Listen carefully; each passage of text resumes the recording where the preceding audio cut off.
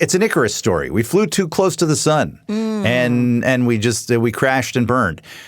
Are there any modern comparisons? I weirdly think that AI is like our modern Hindenburg, right? It's like this awe-inspiring marvel.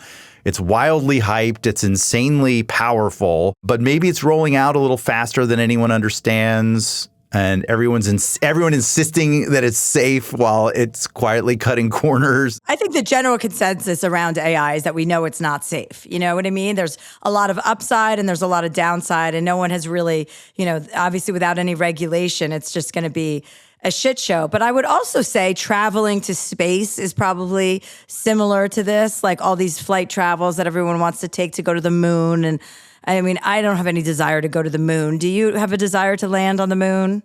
I don't. Yeah. If it turns out that like big, comfortable, like space cruise ships are a thing in my lifetime, then like that could be cool. I would love to be in zero gravity. That seems like a ton of fun. Yeah. And I like adventure. I like to bounce around. I just went to Antarctica. So that was a really fun adventure. Oh, that's so cool. Did you go on a ship or? Yeah, on a vessel. We crossed the Drake's Passage, which was another example of taking 3 days to get somewhere. Yeah. It takes about 3 days you have to pass 60 degrees latitude to get into Antarctica. And then, so you're there for like 2.5, 3 days, and then it's 3 days travel back and forth. And all I wanted to do was be in Antarctica. You know what I mean? Yeah. I was like, is there another way to return? Because I don't really need to be on that ship crossing Drake's Passage for another 3 days.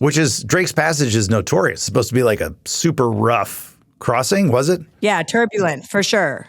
I mean, and you're walking around the boat and everyone's falling all over the place, holding on to the railings. It's kind of a hot mess situation. And so anybody who has a weak stomach or gets seasick should not be taking that trip. Did you get sick? I did not. Well, no, not from the seasickness. Oh, God. So there's another kind of trip that I feel like you're an expert in that I just am not, and I want to know more about. Will you sell me on microdosing hallucinogens? I just feel like it's, you know what? The best way to describe it is we just took some LSD, me and my friends, when we went to these ice caves in Pemberton. And I would say the best way to describe it is it puts an exclamation point on whatever experience you're having. So if you're outside, especially if you're in some sort of cool nature environment, we were in a glacier, in a cave underneath a glacier. So that was pretty cool. And it just kind of makes you really sit and appreciate whatever experience you're having. It adds a little giggle too to the situation, which is always welcome. For me, I like to laugh and like to not be, taking myself too seriously. But it's just an accentuation of life, and it kind of makes you have a little bit extra gratitude, which is one of the aspects that I don't think people talk about enough. It makes you really grateful to be exposed to the things that we're exposed to. Even if I go skiing for an afternoon with my girlfriends up here, and if I take a microdose, it's like I spend more time looking at the trees, looking at the view, looking at all the beauty that's surrounding me, rather than just kind of being in your head. It gives you a release. So I feel like the whole world needs a microdose. I am very interested in this. Now, would you also advocate the occasional macro dose? I would. It really depends on your personality and how much you can handle. But those years of me and the macro dosing, that was like years and years ago. Now I like just a little punch. Like I like a little, an MDMA. They do, everything's a microdose now. So you don't have to be scared to do it. Right. And also I would like to say, not everybody gets along so well with drugs. I do. We have a good working relationship. So I know what my limits are. I've done lots and lots of testing. So I know exactly what's going to work for me and what isn't. And in Canada, they have the cleanest drugs. So I'm a big advocate of that. I think it helps a lot of people and helps people, in more serious ways than it's helping me. And I love sharing my drugs too. I love giving them away. My whole tour is basically about me traveling around the world, handing out LSD to strangers.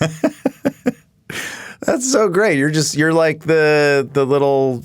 I'm a Sherpa healer. You're the Pied Piper of microdosing. Yeah, I like to think of myself as a Sherpa. It's unexpected, awesome. Coming from me, but that's where I'm at in my life. I honestly, you're so transparent in everything that you think, feel, and believe, and I think in many ways you are like an aspirational figure for a lot of people because of just how in touch you are with yourself, which I think a lot of people are. But then you are also just an open book, and like You don't hold back when you've got something like difficult to say, and you also don't hold back when you have like these sort of joyful, fun expressions, and it's awesome. So keep doing what you're doing. Thank you, Ed. I appreciate that. Thank you.